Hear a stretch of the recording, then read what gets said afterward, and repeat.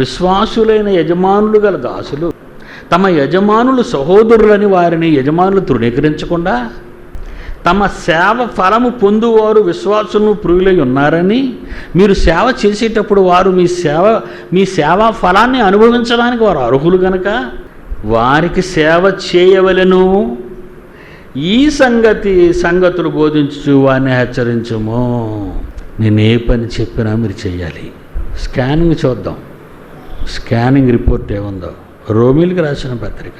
ఇలా ఎంత చెప్పినా వినకపోతే తిరుగుబాటు చేస్తున్నారు ఇలాంటి వాళ్ళు. తప్పుడు మాట్లాడుకుంటూ తప్పుడు వ్యక్తులుగా మారిపోతూ మంచి వాళ్ళందరినీ డిస్టర్బ్ చేస్తూ జీవము గల దేవుని సంఘములో జనులు ఎలాగో ప్రవర్తింపవలెనో తెలియక ఈ ప్రసంగం విన్న తర్వాత ఈ నీచులు బ్రతుకులు మారకపోతే, వీళ్ళు రాకపోతే మనకు నష్టమే లేదండి, ఆరోగ్యంగా ఉంటుంది ఇది. ఇలాంటి వాళ్ళు ఉండటం వల్ల ఎవరికి ఎప్పుడు ఏ రోగం వస్తుందో మనకు తెలియకుండా పోద్ది. ఎక్కువ ఈ జబ్బు ఆడవాళ్ళలో ఉంటుందండి, ఆడవాళ్ళలోనే ఎక్కువ స్పీడ్గా ఉంటుంది. కనుక సైతాన్ ముందు ఎవరి దగ్గరికి వెళ్ళింది? ఆదిలో సైతాన్ ముందు ఆడదాని దగ్గరికి వెళ్ళిందా, మగాడి దగ్గరికి వెళ్ళిందా? గట్టిగా చెప్పండి. ఆడవాళ్ళు పని జరగలేదు, ఆదాని దగ్గరికి వెళ్తే పని జరిగిందా? ఎవరి దగ్గరికి వెళ్ళింది అప్పుడు? కనుక బ్యాక్టీరియా ఆడవాళ్ళ నుంచే వ్యాపిస్తుంది. బయటికి మాత్రం ఎంతో భక్తిగా పెళ్ళికూతురు ఎలా కూర్చుంటుంది, పెళ్ళికొడుకు పక్కనే ముసుగు వేసేసుకొని, మళ్ళీ ముసుగు ఇంతవరకు వేయదు, ఇంతవరకు వేస్తుంది. ఎందుకంటే ఇందులో కూడా చూస్తుంది బయటికి. కిందని కొబ్బరికాయ కసుకొని చూస్తుంది అనుకుంటున్నారు మీరు.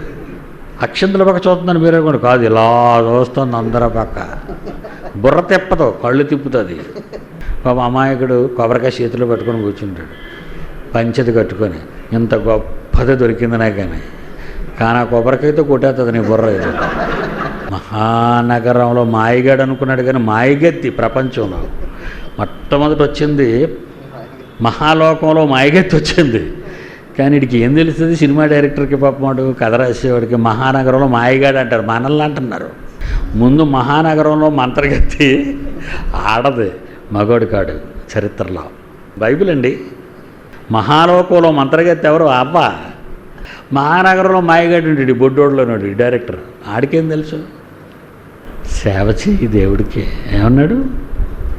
సేవ చేయాలి. వారి సేవా ఫలాన్ని ఎవరికి ఇవ్వాలి? 1 తిమోతి 6వ అధ్యాయం 2వ వచనంలో చివరి మాటలు, సేవ ఫలము పొందువారు తమ సేవ ఫలము పొందువారు విశ్వాసులను ప్రియులై ఉన్నారని మరి ఎక్కువగా వారికి సేవ చేయవలెను. ఈ సంగతులు బోధించుచు వారిని హెచ్చరించండి.